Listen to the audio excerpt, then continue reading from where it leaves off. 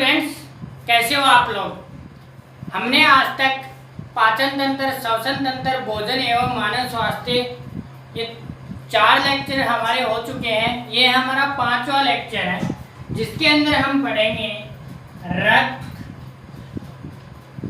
एवं रक्त परिसंचरण तंत्र।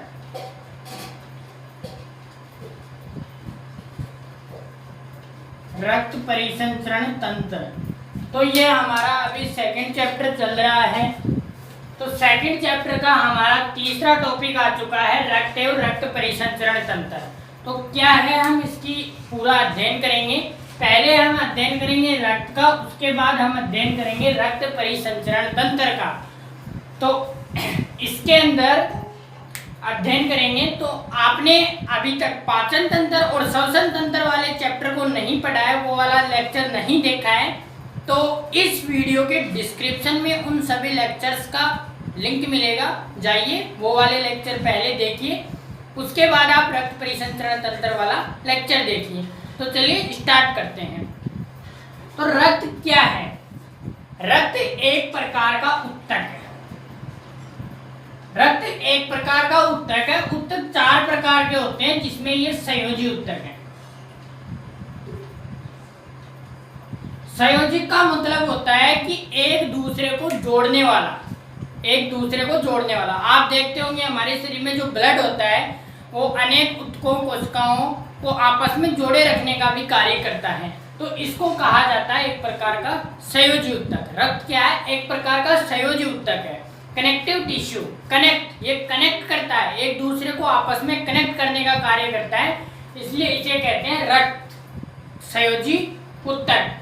इसकी जो पीएच होती है, इसकी जो पीएच होती है वो होती है 7.4। इसकी पीएच जो होती है 7.4 होती है। पीएच का मतलब क्या होता है? पोटेंस पुसांस। पोटेंस पुसांस ये एक पैमाना होता है, जैसे हमारा स्केल होता है मैथमेटिक्स में, जिसपे 15 सेंटीमीटर या 30 सेंटीमीटर लिखा होता है, उसी तरह का ये पोटेंस पुसेंस एक प्रकार का पैमाना होता है, एक प्रकार की स्केल होती है, जिसमें 1 to 14 तक अंक होते हैं।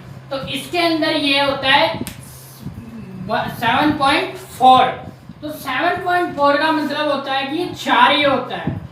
हमारा जो रक्त होता है वो क्षारीय होता है और इसकी पीएच 7.4 होती है। हमारे शरीर में टोटल रक्त 5 लीटर पाया जाता है। हमारे शरीर का जो रक्त होता है, जो टोटल रक्त पाया जाता है, वो पाया जाता है 5 लीटर।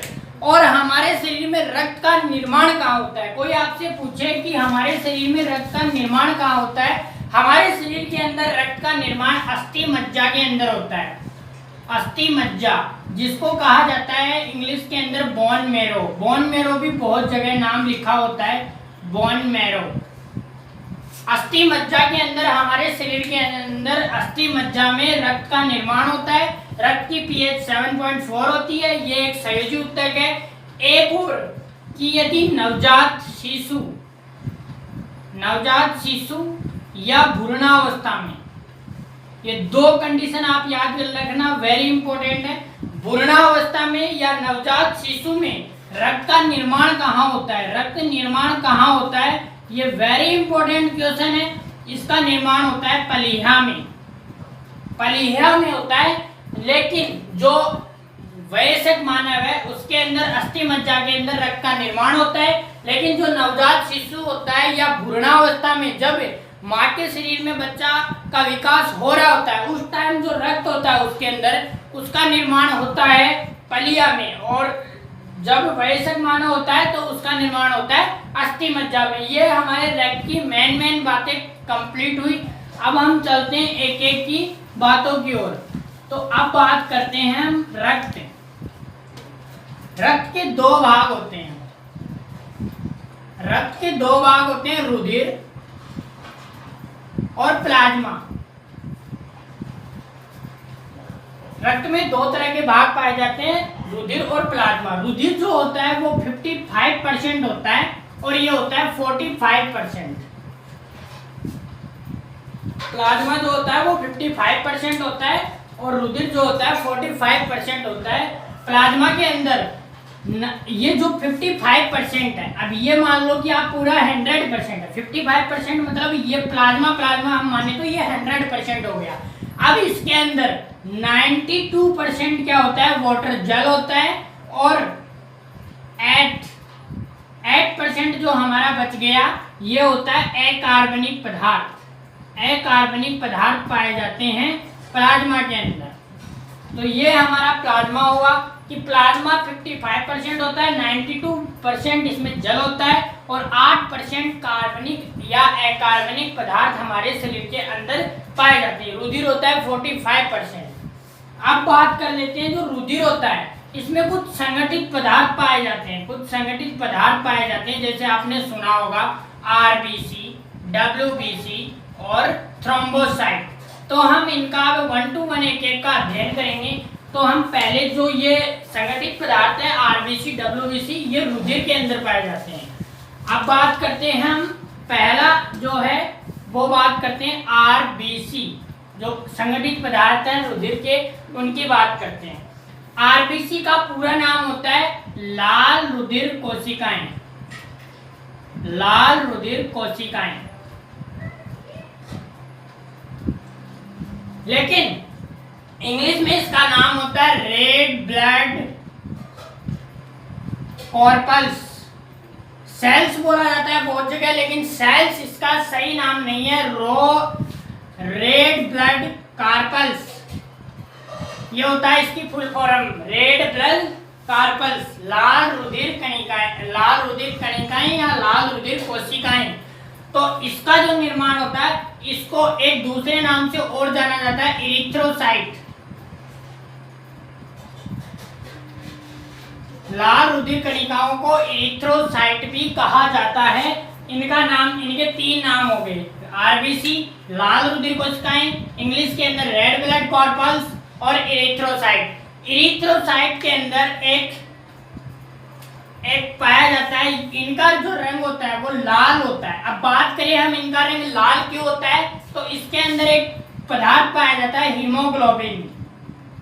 हीमोग्लोबिन जो पदार्थ है वो आरबीसी के अंदर पाया जाता है। ये एक प्रकार की प्रोटीन है जो हमारे रक्त को लाल बनाए रखने का कार्य करती है। आरबीसी का रंग लाल कलर का हीमोग्लोबिन के कारण होता है, और ये 12 से 16 ग्राम पर मिलीलीटर रक्त में पाई जाती है। 12 से 16 ग्राम पर मिलीलीटर रक्त में पाई जाती है, ये हो गया। और इसका जो आरबीसी का जीवन काल जो होता है, यानी कि ये एक बार बनने के बाद कितने दिन तक लाइफ स्पान इसकी क्या है, ये 120 दिन तक हमारे शरीर के अंदर बनी रहती है। 120 दिन के बाद ये जो बनी है कोशिकाएं वो नष्ट हो जाती है, उसके बाद अस्थि मज्जा से पुनर्निर्माण होना स्टार्ट हो जाता है। और इसका जो कब्रिस्तान है, इसका कब्रिस्तान कहाँ है, पलिया में, पलिया के अंदर ये जाकर मर जाती हैं।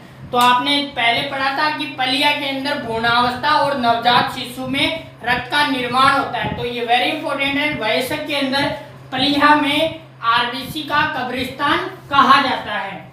तो अब बात करते हैं हम दूसरी, सेकंड जो है वो है डब्ल्यूबीसी। डब्ल्यूबीसी को कहा जाता है श्वेत रुधिर कणिकाएं, श्वेत रुधिर कणिकाएं, या इंग्लिश में इनको कहा जाता है white blood carpals, white blood carpals. इनके नाम हो गए डब्ल्यूबीसी, श्वेत रुधिर कणिकाएं, और व्हाइट ब्लड कार्पल्स। तो ये क्या होती हैं, ये श्वेत कलर की होती हैं, ये व्हाइट कलर की होती हैं, ये लाल कलर की नहीं होती हैं, ये व्हाइट कलर की होती हैं। क्यों नहीं होती हैं लाल कलर की, उनके अंदर हीमोग्लोबिन Hb नहीं पाया जाता है। हीमोग्लोबिन को शॉर्ट रूप में Hb लिखा जाता है, इसके अंदर Hb नहीं पाया जाता है, हीमोग्लोबिन नहीं पाया जाता है। ये जो कोशिकाएं होती हैं वो 2 प्रकार की होती हैं, ये जो 2 कोशिकाएं होती हैं वो 2 प्रकार की होती हैं, कणिकाणु और अकणिकाणु। कणिकाणु और अकणिकाणु ये 2 प्रकार की कोशिकाएं होती हैं। कणिकाणु जो कोशिकाएं होती हैं वो 3 होती हैं, neutrophil, basophil, eosinophil. Neutrophil, basophil, eosinophil जो कणिकाएं होती हैं, देखो डब्ल्यूबीसी 2 प्रकार की हो गई, कणिकाणु और अकणिकाणु। कणिकाणु जो होती है वो 3 प्रकार की होती है, न्यूट्रोफिल, बेसोफिल, इओसिनोफिल। तो न्यूट्रोफिल हो गई, न्यूट्रोफिल सबसे अधिक मात्रा में पाई जाने वाली कणिकाणु है, सबसे ज्यादा मात्रा में पाई जाती है न्यूट्रोफिल। ठीक है, अब बात करते हैं अकणिकाणु की। अकणिकाणु 2 प्रकार की होती है, अकणिकाणु 2 प्रकार की होती है। एक होती है आपकी थ्रोम्बोसाइट, एक होती है आपकी थ्रोम्बोसाइट, एक होती है आपकी लिम्फोसाइट।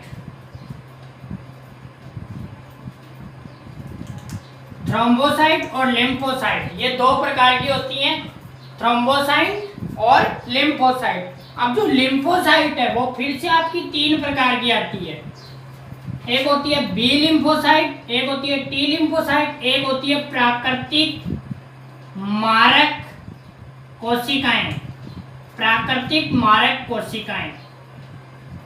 देखो श्वेत कोशिकाएं 2 प्रकार की, कणिकाणु अकणिकाणु। कणिकाणु 3 प्रकार की, अकणिकाणु 2 प्रकार की, थ्रोम्बोसाइट और लिम्फोसाइट। अब जो लिम्फोसाइट कोशिका वो फिर से 3 प्रकार की, बी लिम्फोसाइट, टी लिम्फोसाइट और प्राकृतिक मारक कोशिकाएं ये हो गई।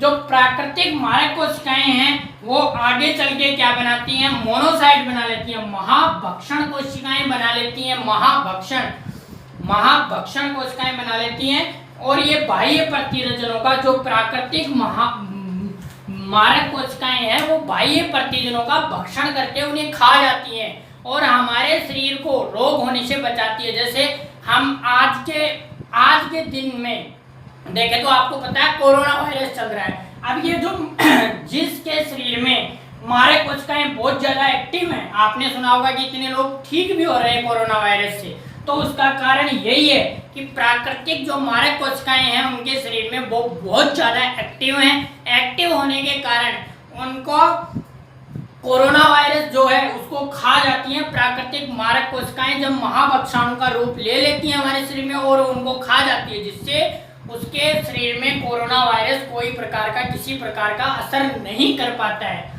तो हमें हमेशा शुद्ध भोजन का प्रयोग करना चाहिए। ये सारी कोशिकाएं अपने आप बनना स्टार्ट होती रहती हैं। अब हमारी 2 हो गई, हमारी आरबीसी भी हो गई, डब्ल्यूबीसी भी हो गई। अब हमारी होती है तीसरी जो होती है वो होती है बिंबाणु।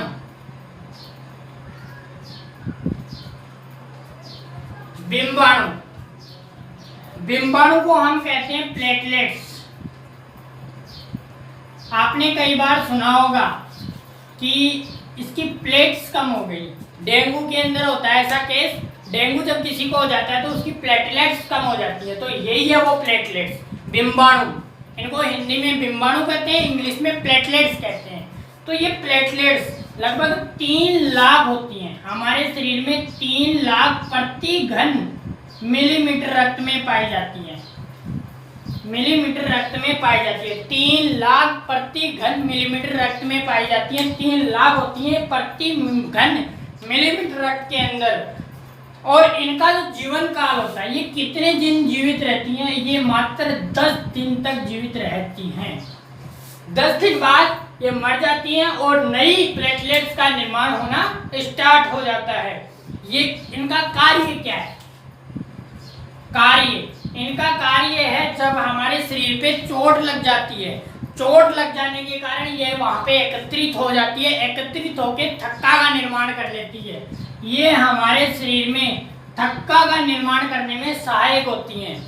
तो ये बिंबाणु थक्का का निर्माण करने में मुख्यतः सहायक कोशिकाएं हैं बिंबाणु, जिनको प्लेटलेट्स भी कहते हैं। 3 लाख प्रति घन मिलीमीटर रक्त में पाई जाती हैं। इनका जो जीवन काल होता है वो मात्र 10 दिन का होता है। और आरबीसी का कितना होता है? 120 दिन होता है आरबीसी का। और डिंबाणु का होता है मात्र 20 दिन का जीवन काल। अब बात करते हैं हम, जो हमारा ये रक्त टॉपिक है, इसके कार्य क्या क्या है हमारे शरीर में, इसके कार्य क्या है, इसके कार्य क्या क्या है। ये हमारे शरीर के तापमान को मेंटेन करता है, तापमान को मेंटेन करता है हमारे शरीर के अंदर रक्त, और हमारे शरीर की पीएच को भी मेंटेन करता है। इसके दो कार्य इंपॉर्टेंट है, ये हमारे शरीर में तापमान को नियंत्रित करता है और ये हमारे शरीर में पीएच को नियंत्रित करता है। रक्त के प्रकार, रक्त के प्रकार, रक्त 4 प्रकार के होते हैं। रक्त का प्रकार या हम इसको बोल सकते हैं ब्लड ग्रुप, इसको आम भाषा में या इंग्लिश में ब्लड ग्रुप बोला जाता है। ये 4 होते हैं। देखो यहाँ पे मैं लिख देता हूँ रक्त ब्लड ग्रुप, ठीक है, ब्लड ग्रुप, ब्लड ग्रुप, और यहाँ पे मैं लिख देता हूँ प्रतिजन, यानी कि किस ब्लड ग्रुप पे कौन सा प्रतिजन पाया जाता है। तो ब्लड ग्रुप ए 4 होते हैं। देखो ए बी और ओ, 4 ब्लड ग्रुप होते हैं, ए बी और ओ। तो ए पे जो प्रतिजन होता है वो प्रतिजन, इससे पहले हम लिखेंगे प्रतिजन ए, इस पे प्रतिजन ए पाई जाती है, प्रतिजन बी पर पाई जाती है प्रतिजन बी, और जो ए बी होता है उस पे प्रतिजन ए बी पाई जाती है, प्रतिजन ए बी पाई जाती है, और जो ओ होता है उस पे कोई भी प्रतिजन नहीं पाई जाती है। तो ये एक सिंपल सी टेबल है कि ब्लड ग्रुप हमारे शरीर में 4 होते हैं। पहला ए बी और ओ, इस पे ए पे प्रतिजन पाई जाती है प्रतिजन ए, बी पे पाई जाती है प्रतिजन बी, ए बी पे पाई जाती है प्रतिजन ए बी, और ओ पे कोई प्रतिजन नहीं पाई जाती है। तो ये हो गया हमारा ब्लड ग्रुप का। अब इसके अलावा एक अलग चीज और आती है, उसको बोलते हैं RH फैक्टर। RH फैक्टर ये क्या होता है, ये 2 प्रकार का होता है। एक होता है RH पॉजिटिव और एक होता है RH नेगेटिव। तो हमारे विश्व में RH जो पॉजिटिव है इसके लगभग, RH जो नेगेटिव है उसके लगभग 80% हैं और इसके 20% हैं। ये एबियो रक्त समूह का ही एक प्रकार है RH फैक्टर। या ब्लड क्या है, रक्त क्या है, इसके बारे में पूरा डिटेल में अध्ययन कर लिया। तो अब हम अगला जो हमारा लेक्चर है, लेक्चर 6, हमारे आज तक 5 लेक्चर हो गए। अब हमारा जो 6वां लेक्चर है उसके अंदर हम पढ़ेंगे हृदय को, हार्ट को हम उसके अंदर पढ़ेंगे गहनता से, और आपके जितने सिलेबस में दिया हुआ है उतना हम उसको पढ़ेंगे। तो आप ये 5 लेक्चर बढ़िया से तैयार कर लीजिए, अपनी 10th क्लास की बुक में लाइन टू लाइन स्टडी कीजिए, और यदि आपको कुछ समझ में नहीं आ रहा है तो नीचे कमेंट बॉक्स में लिखिए, और इस वीडियो को ज़्यादा से ज़्यादा शेयर कर दीजिए, और चैनल को सब्सक्राइब कर लीजिए, लाइक कर लीजिए, और फेसबुक पे आप यदि इस वीडियो को देख रहे हैं तो इस फेसबुक पेज को लाइक कर लीजिए, जिससे जैसे ही मैं कोई वीडियो अपलोड करूं तो आपको तुरंत नोटिफिकेशन मिल जाए। Thank you.